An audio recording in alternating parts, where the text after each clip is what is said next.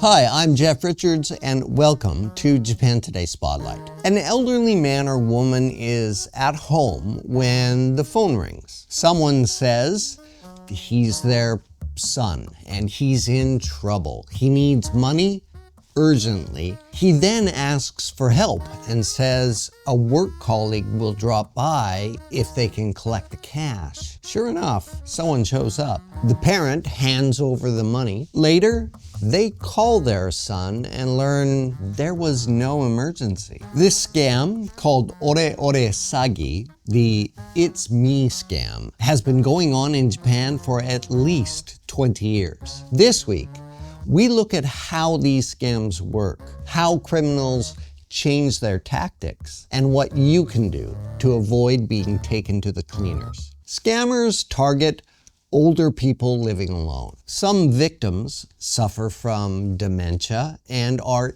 easily convinced. Phone calls were once the main method, but public warnings have forced scammers to adapt. Now they use home visits, among other things. There is the I'm from the gas company and I need to check the meter scam. Someone posing as an inspector checking for earthquake or water damage after a big news event. These tactics get scammers through the door. Once they're in, they chat with the homeowner, ask about children, work, family. They scan the house for valuables. That information goes straight back to the group, which then decides how to hit the same victim next. Weekly magazine Toyo Keizai estimates Japanese households hold about 2,000 trillion yen, approximately $13 trillion US in savings. More than 60% of this is held by people aged 60 and older. Older residents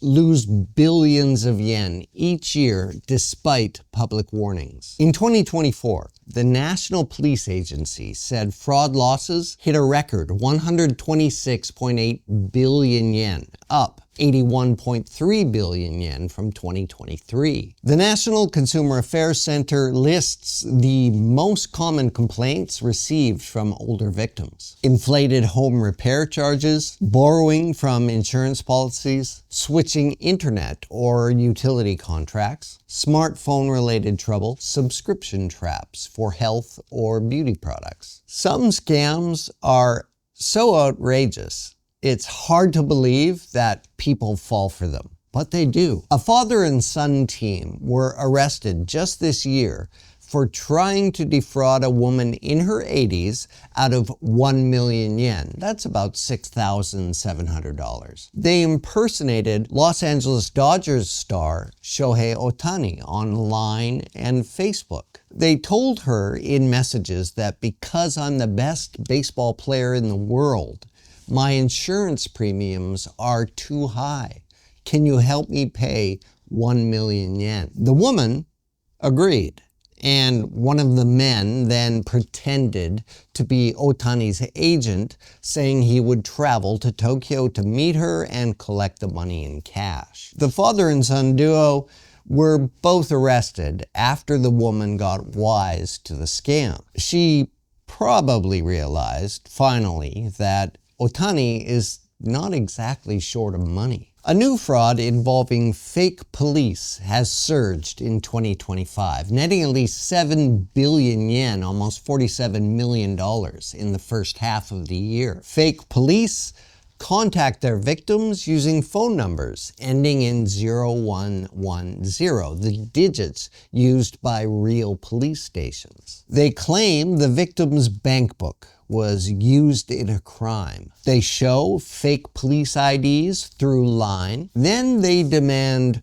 online transfers to help the investigation. Tokyo police say Shinjuku Station's main number has been spoofed more than 500 times this year. Calls have been reported in 40 prefectures. In other cases, scammers show up wearing fake uniforms and flashing imitation badges. They say the resident's account is compromised and ask for the ATM card and the PIN, of course. Soon after, the account is emptied. It's easy to assume that these scams only target elderly Japanese people with landlines. That's not true. If you answer in English, French, or German, it won't save you. Scammers know that the ore ore playbook collapses when someone doesn't speak Japanese. They use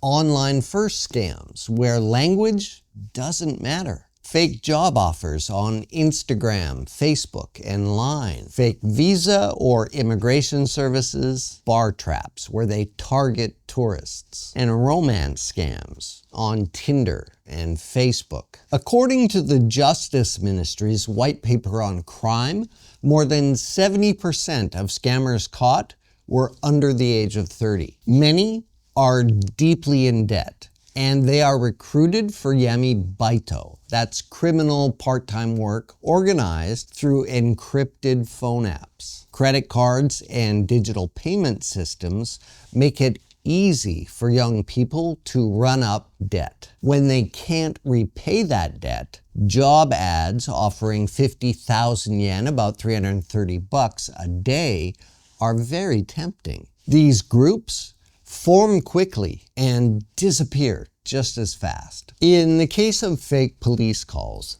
the NPA urges people to say, "I'd like to call you back. What's your name, department, and extension number?" Then hang up and contact a real police station. Police also warn that anyone, especially seniors, should be careful of strangers who ask them to open or use online bank accounts. Banks in Japan are now monitoring large ATM withdrawals by elderly customers. If you have older relatives in Japan, encourage them to slow down, verify calls, and never hand bank cards or PIN numbers to strangers at the door. It also helps to set phones so phone calls from unknown numbers don't ring through. Remind them to not let any unfamiliar people into the house. Keeping valuables out of sight also removes one of the clues that scammers look for. And the most important rule still stands. If someone calls claiming to be their son or daughter and they need money for an emergency, don't act on the call. Hang up. Call family directly. Confirm if anything actually happened. These steps are simple, but they're easy to forget, especially for older people who live alone or feel pressured by a sudden crisis. Here are some simple ways to protect yourself. Be careful with QR codes. Scammers will place fake QR codes over real ones at shrines, festivals, and coffee shops. Government agencies never use shortened links, never use random domains, and never ask for bank info by SMS. Yamato and Sagawa delivery services and Japan Post do not send links asking for credit card numbers. Don't pay by Furikomi or bank transfer on Facebook Marketplace or Mercari. Avoid job offers that ask you to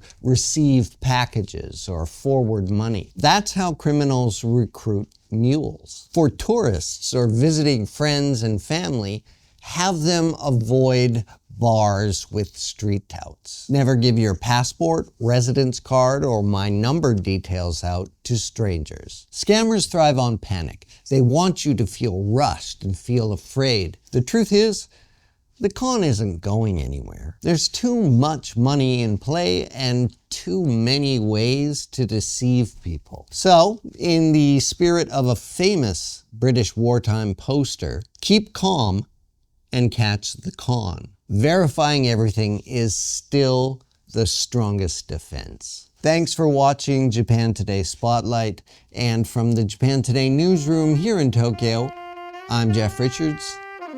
See me next time.